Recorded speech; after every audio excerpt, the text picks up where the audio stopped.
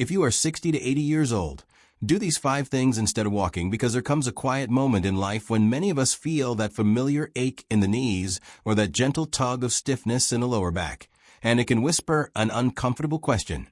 What if I can't keep moving the way I used to? It's a feeling that often arrives early in the morning, when you first place your feet on the floor and notice the body hesitating, or in the evenings when tired legs remind you of years spent carrying responsibilities, memories, and love. And in that moment, you might find yourself wondering if slowing down means losing independence, losing confidence, or losing a part of yourself. But the truth, spoken softly from the experience of many elders, is that slowing down is not the same as stopping. It is an invitation to move differently, gently, and wisely. Our bodies change with time, and instead of pushing through pain with long walks that strain the joints, there are 5 simple practices that can nourish your strength, restore your mobility, and honor the wisdom your body has earned. The reason walking becomes difficult with age is not because your spirit weakens, but because the cartilage in the hips and knees naturally thins, the muscles around them lose some elasticity, and the balance centers in the inner ear become more sensitive. Science tells us that aging muscles respond better to controlled movement than repetitive impact, and joints thrive with lubrication that comes from slow, mindful motion rather than pounding steps on hard pavement. Even your circulation, which carries oxygen and warmth throughout your body, depends more on gentle activation than long distances. That is why many experts now encourage seniors to explore alternatives to walking that still strengthen the legs, support the heart, and protect the joints. And one of the most soothing and effective habits is a simple seated mobility routine that almost anyone can do at home, without equipment, without pressure, and without fear of doing it wrong. This practice is an old favorite among elders who have learned to listen more closely to their bodies, and it begins with something deceptively small: seated ankle rotations. You sit comfortably at the edge of a chair, straighten one leg slightly, and slowly draw a circle with your foot, feeling the tiny joints in the ankle wake up and the lower leg muscles gently contract. Do this for 10 slow circles in one direction, then 10 in the other, switching legs with the same patience. This little movement, done every morning, can improve blood flow, reduce swelling, and warm the muscles that support your knees, making the rest of your day noticeably lighter. The second practice is seated marching, a simple lift of one knee and then the other, done slowly and rhythmically, as if you were reminding your hips how gracefully they once carried you.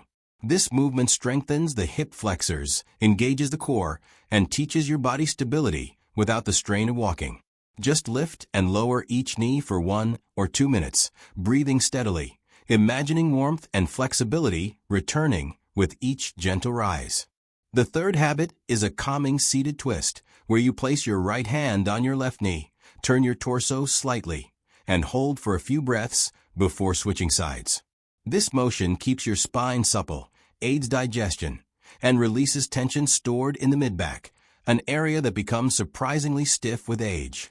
Fourth is leg extensions, slowly straightening your leg until you feel the muscle engage, holding for a second, and lowering it with care, strengthening the quadriceps that help protect your knees and improve balance. And finally, the fifth practice is seated heel raises, lifting your heels while keeping your toes on the ground, then lowering them slowly, building strength in the calves and ankles, which are essential for steady walking, but can be trained without putting weight on the joints. These movements, taken together, form a quiet ritual of renewal, one that respects the changing needs of your body while still encouraging strength and mobility.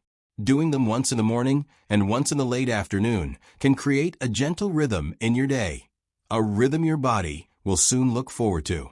Many elders who try this routine describe a warm, loosening sensation spreading through their legs, a sense of energy returning to the body without exhaustion or strain.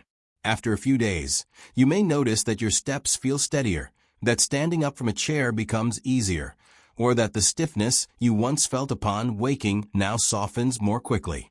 And as the weeks pass, you might also feel a quiet pride in knowing you are taking care of yourself in a way that is sustainable, nurturing, and deeply respectful of your age. These movements are not about doing more. They are about doing what truly serves you. They remind you that wellness does not depend on speed or distance, but on presence, gentleness, and consistency. And as you continue this practice, something else begins to happen. The fear that once sat heavy in your chest starts to loosen, replaced by a calm confidence that you can still support your body, honor your health, and maintain your independence in ways that feel comforting rather than demanding. So if you find yourself feeling discouraged by pain or frustrated by the limits age has placed on your walking, let these 5 simple habits remind you that you are not losing anything. You are simply learning a new way to move, a new way to thrive, a new way to care for the body that has carried you through so many decades of life. With each gentle motion, you are choosing hope over worry, patience over pressure, and gratitude over fear. And with time, these movements may become a small, peaceful moment in your day, a moment where you breathe deeply, connect with your body, and remember that every stage of life has its own wisdom, its own rhythm, and its own quiet beauty.